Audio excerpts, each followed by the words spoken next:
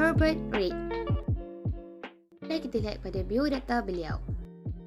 Nama beliau ialah Herbert Edward Reed, lahir pada 4 Disember 1893 di Muscottus, North Riding of Yorkshire, England. Mendapat pendidikan di University of Leeds, West Yorkshire, England. Beliau pernah bekerja sebagai seorang penyajak, sejarawan kesenian moden, pengkritik sastra dan kesenian anarki.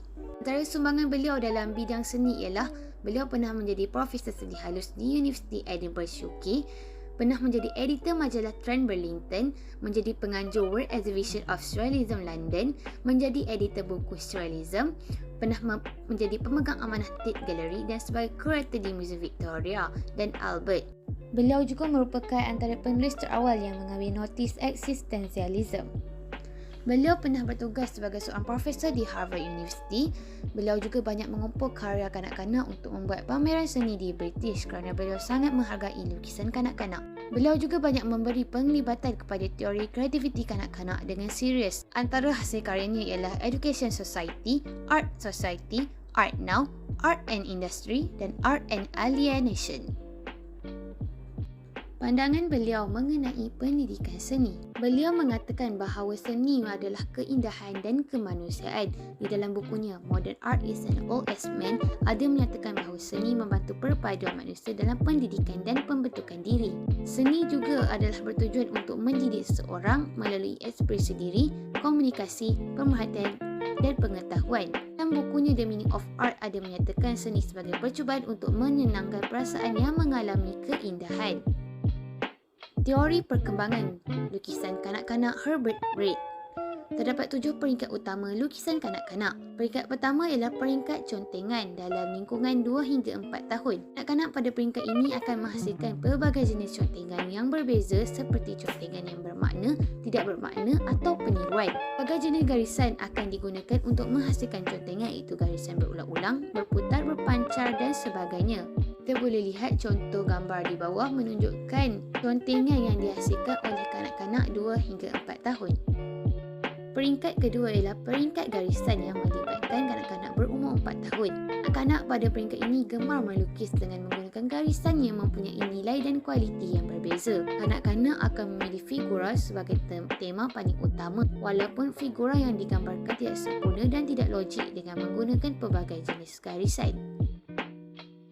Peringkat yang ketiga ialah peringkat simbolism, tersirat, melibatkan kanak-kanak 5 hingga 6 tahun. Peringkat ini, kanak-kanak akan mula menggambarkan bentuk figura dengan skala yang sesuai walaupun masih kelihatan tidak logik. Kanak-kanak akan menggunakan pelbagai simbol untuk melambangkan maksud tersirat yang ingin disampaikan. Gambar di bawah menunjukkan gambar seorang lelaki berdiri sebelah bangunan yang menunjukkan ketinggian yang sama dengan sebuah bangunan, dan gambar menunjukkan sebuah keluarga yang ibunya kepalanya adalah sangat besar, dan ini menunjukkan gambar tersebut tidak logik. Seterusnya, gambar gantung diri yang dilukis oleh kanak-kanak di sebelah menunjukkan simbol atau maksud tersirat yang melambangkan sesuatu kekejaman yang berlaku.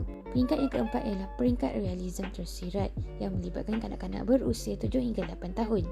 Pada peringkat ini, kanak-kanak akan melukis sesuatu melalui imajinasi berdasarkan apa yang mereka tahu dan apa yang mereka nampak. Contoh gambar di bawah, kanak-kanak mampu menambahkan unsur-unsur menarik seperti pelangi, pokok, sungai dan objek-objek yang lain. Peringkat kelima ialah peringkat realism tersurat yang melibatkan kanak-kanak berusia 9 hingga 10 tahun. Pada peringkat ini, kanak-kanak mula melukis secara semula jadi dan kurang melukis berdasarkan pengalaman atau pemikiran mereka. Peringkat ini terbahagi kepada 2 bahagian, iaitu 2 dimensi dan 3 dimensi. 2 dimensi ialah lukisan yang dihasilkan adalah rata, manakala 3 dimensi adalah lukisan yang dihasilkan mula menunjukkan ruang dan perspektif melalui tone warna. Berikut merupakan contoh lukisan 2 dimensi dan 3 dimensi. Peringkat yang keenam ialah peringkat penindasan dalam lingkungan 11 hingga 14 tahun. Kanak-kanak pada peringkat ini akan mula peka dan realistik dalam menghasilkan sebuah lukisan.